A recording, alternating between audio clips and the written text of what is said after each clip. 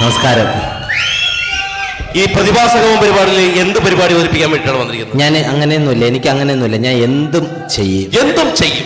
ഇപ്പൊ കൂടുതലായിട്ട് പ്രതിഭാസംഗമം പരിപാടിയിൽ കണ്ടുവരുന്നത് സിനിമാ താരങ്ങളുടെ ശബ്ദവും രൂപവും ഭാവവും ഒക്കെയാണ്. അപ്പൊ ആരെയാണ് ആദ്യം അനുകരിക്കാൻ പോകുന്നത്? ആദ്യം ആരെന്ന് സാറ് പറഞ്ഞാൽ മതി. ഓക്കെ, ആദ്യമായിട്ട് നമുക്ക് ഒരു കാര്യം ചെയ്യാം. നരേന്ദ്രപ്രസാദ്, മലയാള സിനിമയുടെ നിരവധി നല്ല കഥാപാത്രങ്ങളെ അവതരിപ്പിച്ച് മൺമറഞ്ഞു പോയ നരേന്ദ്രപ്രസാദിനെ ഇപ്പൊ നമുക്ക് എല്ലാവർക്കും അറിയാം. നരേന്ദ്രപ്രസാദ് പഠിക്കാൻ വേണ്ടിയിട്ട് വളരെ ഈസിയാണ്. അതായത് ഈ നാരങ്ങ ഒന്ന് പുഴിഞ്ഞാൻ പഠിച്ചാൽ മതി. 2 നാരങ്ങ എടുക്കുക, കയ്യിൽ വെക്കുക, ഇടയ്ക്കിടയ്ക്ക് ഒന്ന് എറിഞ്ഞു പിടിക്കണം. കണ്ട ഇനി മുന്നിലിരിക്കുന്ന ആൾക്കാരെയൊക്കെ അസലായിട്ട് കൊഞ്ഞനം കുത്തണം. അതൊക്കെ എല്ലാം ഉണ്ട്. ഇത് കഴിഞ്ഞിട്ട് ആ വെട്ടുപോലും കഴിഞ്ഞിട്ട് നേരെ വന്നു കഴിഞ്ഞാൽ കറക്റ്റ് നരേന്ദ്രപ്രസാദ് ആവും. 16 കൊല്ലം മുമ്പ് നെറ്റി പിളർന്ന് ചോര വീണ പുഴക്കരയിലെ പൂഴിമണ്ണുവാരെ കയ്യിലെടുത്ത് ഈ അപ്പൻ ഒരു പ്രതിജ്ഞ എടുത്തിരുന്നു. അത് മാറ്റാൻ സൂര്യൻ പടിഞ്ഞാറ് മുതിച്ചു തുടങ്ങിയിട്ടില്ലല്ലോ. കണിമംഗലം കോവിലകത്തിന്റെ നാശം പൂർണ്ണമാകട്ടെ, അതിന്റെ മേൽക്കൂറ് നിലമൊത്തൊക്കെ എന്നിട്ട് ആലോചിക്കാം. മാപ്പന്റെ വാക്ക് മാറ്റുന്ന കാര്യം ഇനി എനിക്കൊന്നും പറയാനില്ല. കേൾക്കാനും ആയുഷിനു വേണ്ടി ഉറക്കെ പ്രാർത്ഥിച്ചുകൊള്ളുക. ആയുഷ്മാൻ ഭവ. അടിപൊളി, താങ്ക് യു. ഇനി അടുത്തത് നമ്മുടെ മധുസാറില്ലേ? മധുസാറിനെ പഠിക്കാൻ വളരെ ഈസിയാണ്. സൈക്കിൾ വെട്ടാൻ പഠിച്ചാൽ മാത്രം മതി. എല്ലാവർക്കും അറിയാം. സൈക്കിൾ എന്ന് പറഞ്ഞാൽ കാലുകൊണ്ടല്ല, കൈകൊണ്ട്. സൈക്കിൾ വെട്ടി നിർത്തുക, റിവേഴ്സ് കറക്കുക, ഇടയ്ക്കിടയ്ക്ക് ഭാവാഭിനയം പൊട്ടി വിരിയുന്ന കാണാം. എന്താ നോക്കിയോ, കണ്ട വന്നിറങ്ങണ, വന്ന് തള്ളിയിട്ട് പോയത് കണ്ട. ഇനി പ്രശസ്തമായ ഡയലോഗ്. രാഘവ, എനിക്ക് നിന്നോട് ചില കാര്യങ്ങൾ ചോദിക്കാനുണ്ട്. ആ കല്യാണിയമ്മയുടെ മകൾ രാജലക്ഷ്മിയുമായി നിനക്ക് എന്താടാ ബന്ധം? ചോദിച്ചത് കേട്ടില്ലേ?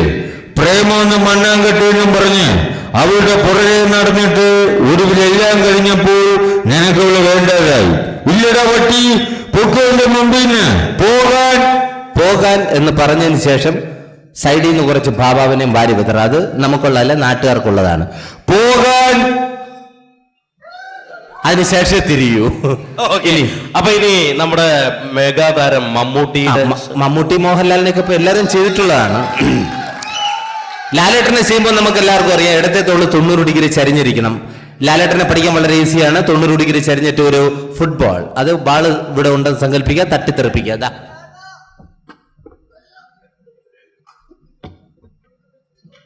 ഇങ്ങനെ ആയിക്കഴിഞ്ഞാൽ ലാലേട്ടന്റെ ആക്ഷൻ റെഡിയായി. പിന്നെ വരുന്ന ഡയലോഗ്, ശേഖര, ഞാനെല്ലാം മറക്കാൻ ശ്രമിക്കുകയാണ്. നീ അനുകൂലമാക്കിയ അതേ ഉത്സവം, ഇത്രയും പുരുഷാരവ് നോക്കി നിൽക്കേ, ഞാൻ നിന്നെ തല്ലാൻ പോവാ. ഇത് കഴിഞ്ഞിട്ട് പിന്നെ മമ്മൂക്ക വരുമ്പോൾ അറിയാലോ, ഷൂ ഒക്കെ ക്ലിയർ ആയിട്ട് ഇട്ടിട്ട് 2 കൈയും ബാക്ക് പിടിക്കുക, അസലായിട്ട് വരിക. ഫസ്റ്റ് ഡയലോഗിന് തന്നെ ഇടത്തെ കുത്ത്, അതായത് ഇവിടെ 2 ഇഷ്ടിക വെച്ചേക്കും, നടുക്ക് ചാന്തിട്ട് നിറയ്ക്കുക. രണ്ടാമത്തെ ഡയലോഗിന് വലത്തെ സൈഡിൽ ചാന്ത് ഇറക്കണം. സെന്റ് ഡയലോഗ് പറയുമ്പോൾ മാത്രമേ 2 കൈയും കൊണ്ട് നിറയ്ക്കണം, കാരണം ഇത് മൈക്കാടല്ല, അടങ്കലാണ്. പിന്നെ പ്രശസ്തമായ ഡയലോഗ്, ഏത് ഡയലോഗ് വേണമെന്ന് പറഞ്ഞാൽ മതി. ചന്തുവിനെ തോൽപ്പിക്കാനാവില്ല മക്കളെ. ഇരുമ്പാണ് തട്ടി മുളയാണ് വെച്ച് പൊൻകാരം കൊണ്ട് ചുരുക വിളക്കാൻ കൊല്ലന് 16 പൊന്മണം കൊടുത്തവൻ ചന്തു. മാറ്റം ചോദിച്ചപ്പോ മറന്നു കുറഞ്ഞ് കളവ് പറഞ്ഞു ചന്തു.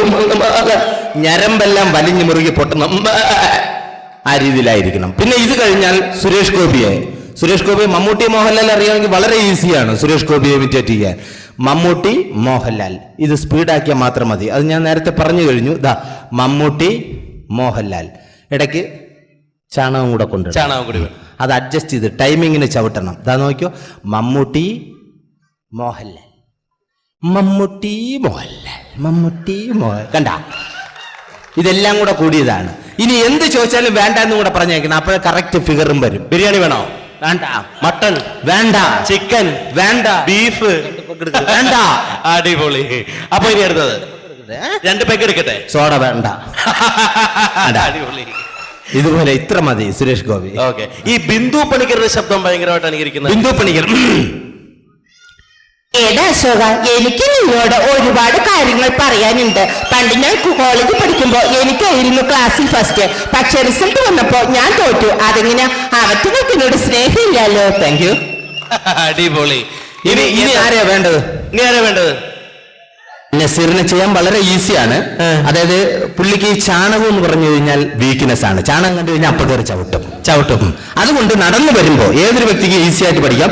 ഞാൻ നടന്നു വരുമ്പോ ദേ ചാണകത്തിൽ ചവിട്ടി എന്ന് പറഞ്ഞു കഴിഞ്ഞാൽ കറക്റ്റ് പ്രേം നസീർ ആവും. ഓഹോ നോക്കിയോണേ. Okay ready. ഓഹോ നോക്കിയോണേ. Okay ready. ചാണകത്തിൽ ചവിട്ടി.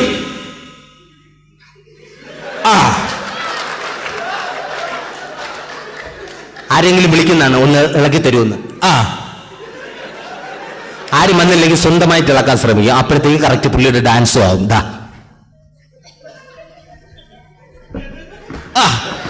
അടിപൊളി.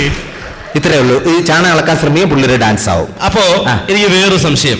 നമ്മുടെ ഈ ഇന്ത്യൻ സിനിമയിലെ ഒരു ഉലകനായകനല്ല, നമ്മുടെ ഈ നടന ഇതിഹാസം എന്നൊക്കെ പറയില്ലേ, നമ്മുടെ ആരാ? രജനീകാന്ത്. സൂപ്പർ സ്റ്റാർ രജനീകാന്ത് എങ്ങനെയാണ്? രജനീകാന്തിന് ചാണകം എന്ന് പറഞ്ഞാലേ പേടിയാണ്. പേടിപ്പിച്ചാൽ മതി. ഇതേ ചാണകമുണ്ട് എന്ന് പേടിപ്പിച്ചാൽ മതി, രജനീകാന്തായി മാറും. നോക്കിക്കോളൂ. നടന്നു വരുമ്പോ ഇതേ ചാണകം ഉണ്ടെന്ന് പേടിപ്പിച്ചോളൂ. ഓക്കെ.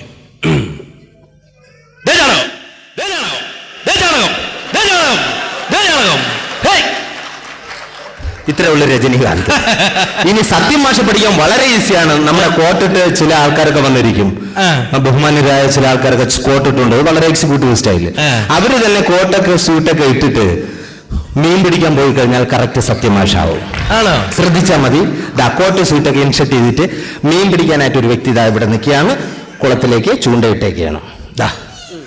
ഈ ചൂണ്ടയ്ക്ക് ഇടയ്ക്ക് മീൻ കൊത്തിക്കൊണ്ടു. ഇതാ നോക്കിയോ, ഇപ്പൊ സത്യമാഷ ആവും. കൈകളുടെ സംഭരം. ഇനി രണ്ട് കൈയിലും ചൂണ്ടയിടുമ്പോ കറക്റ്റ് സത്യമാഷായി മാറും. നടത്തയെല്ലാം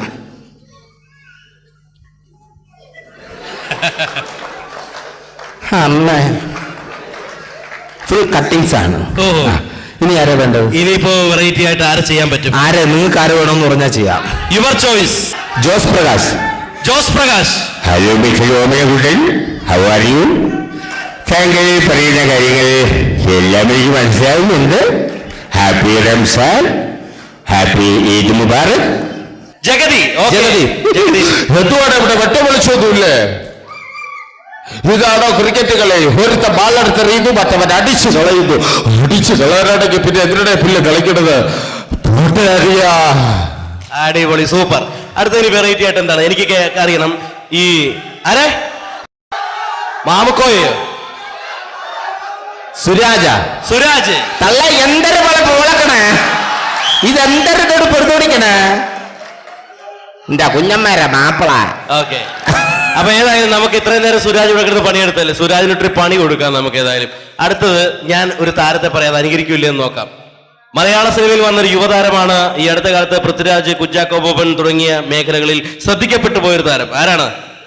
ആ ജയസൂര്യനെ ഒന്ന് പറയിപ്പിക്കാൻ നോക്കാം. ജയസൂര്യയുടെ ശബ്ദം ഒന്ന് അനുകരിച്ച്. അയ്യോ എന്തൊരു ചിരി. ജയസൂര്യൻ അങ്ങ് പണഞ്ഞു കൊടുത്ത്. ഇനിയിപ്പോ ബാക്കിയുള്ള നെല്ല് ചെയ്യാനുള്ളത്. അല്ല, ഒന്ന് അനുകരിക്കും. അല്ല, ഇവിടെ ഇരിക്കുന്ന ഫ്രണ്ട് ജയസൂണിയ നിങ്ങളങ്ങ് പണഞ്ഞ്. ഇനിയിപ്പോ നമ്മളാ ചെയ്യാനുള്ളത്. അല്ല, ബാക്കിയുള്ള എല്ലാവരുടെയും ശബ്ദം അനുകരിച്ച് കേട്ടിട്ടുണ്ട്. മോഹൻലാൽ, മമ്മൂട്ടി, ജയറാം, സുരേഷ് ഗോപി, ദിലീപ് വരെ അനുകരിച്ച് കേട്ടിട്ടുണ്ട്. അപ്പൊ നീയും പ്രശാന്ത് നീയും കൂടെ അവരുടെ സൈഡിലേക്കാണ്. അല്ല, എനിക്കിതൊന്ന് കേൾക്കണം. ഇത് കേട്ടാലേ എനിക്ക് പഠിക്കാൻ പറ്റത്തുള്ളൂ. മോഹൻലാൽ, മമ്മൂട്ടി, സുരേഷ് ഗോപി ഞാൻ പഠിച്ചു. ജയസൂര്യ നിനക്ക് വച്ചിട്ടുണ്ടേ. കൂടെ വന്നിട്ട് എന്നെ പണി തരണേ.